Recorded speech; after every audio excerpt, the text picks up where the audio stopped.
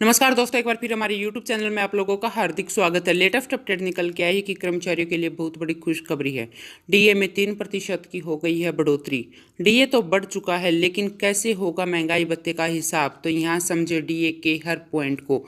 तो दोस्तों, सरकार कर्मचारियों को देने वाले महंगाई भत्ते का हिसाब कैसे करेगी, हम आपको सब डिटेल में बताएंगे। अगर आप हमारे चैनल पर फर्स्ट टाइम विजिट कर रहे हैं तो चैनल को लाइक कर दीजिए, सब्सक्राइब कर दीजिए, साथ ही साथ बेल आइकन को भी बजा दीजिए, ताकि गवर्नमेंट या पेंशन से संबंधित जितनी भी न्यूज आती है उनकी नोटिफिकेशन आप लोगों के पास तुरंत पहुँच के। तो करते हैं वीडियो को स्टार्ट बिना किसी देरी के।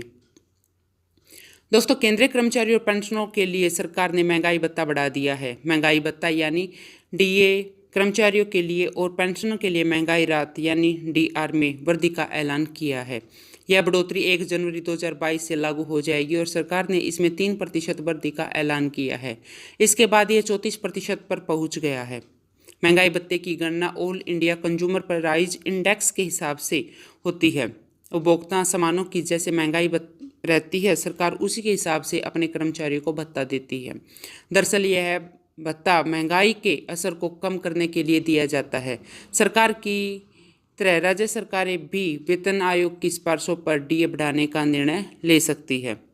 आइए डीए को समझने के लिए हम 8 महत्वपूर्ण मुद्दों पर गौर करते हैं, जिसमें आपको समझने में आसानी होगी कि डीए और डीआर में क्या होता है, इसका फ़ायदा कैसे मिलता है और इसकी गणना सरकार कैसे करती है। दोस्तों, महंगाई भत्ता डीए मंथली सैलरी का ही वह हिस्सा है जिसमें सरकारें डीए इसलिए देती है क्योंकि बाजार की महंगाई के चलते कर्मचारियों को अपनी ज़िंदगी में आसान करने में मदद मिल सके। ऐसा न हो कि महंगाई के चलते कर्मचारियों का रहन सहन बिखर जाए, इसलिए महंगाई के सूचांक के आधार पर डीए मिलता है। दोस्तों, डीए साल में 2 बार बढ़ता है, 1 जनवरी में और दूसरा जुलाई में।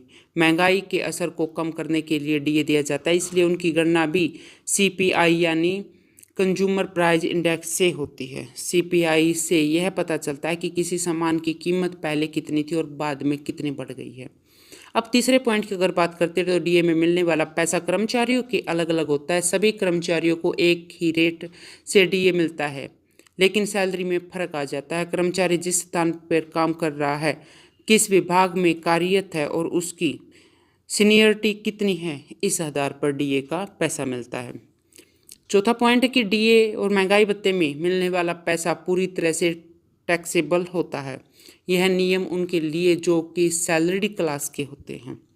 पांचवा पॉइंट है कि कर्मचारियों को अगर डीए मिलता है तो रिटायर पेंशनरों को उसी रूप में डीआर मिलता है, और यहाँ डीआर का अर्थ है कि महंगाई भत्ता या डियरनेस रिलीफ।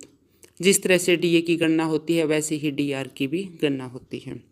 अगर छठे पॉइंट की बात करते हैं तो डीए और डीआर की गणना महंगाई के हिसाब से होती है और केंद्रीय कर्मचारी और सरकारी क्षेत्र के केंद्रीय कर्मचारी की गणना की विधि अलग अलग होती है। केंद्रीय कर्मचारियों की 3 महीने का एआईसीपीआई का एवरेज निकाला जाता है, जिसमें बेस ईयर 2016 के हिसाब से 100 रखा जाता है।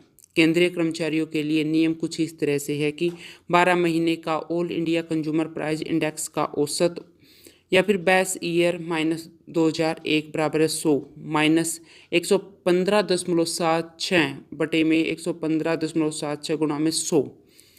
अब सेंट्रल पब्लिक सेक्टर कर्मचारियों के लिए फॉर्मूला यह है कि 3 महीने का all India consumer price index का औसत गुणा में 100। तो दोस्तों, आज के लिए इतना ही। मिलते हैं नेक्स्ट वीडियो में, तब तक के लिए जय हिंद, जय भारत।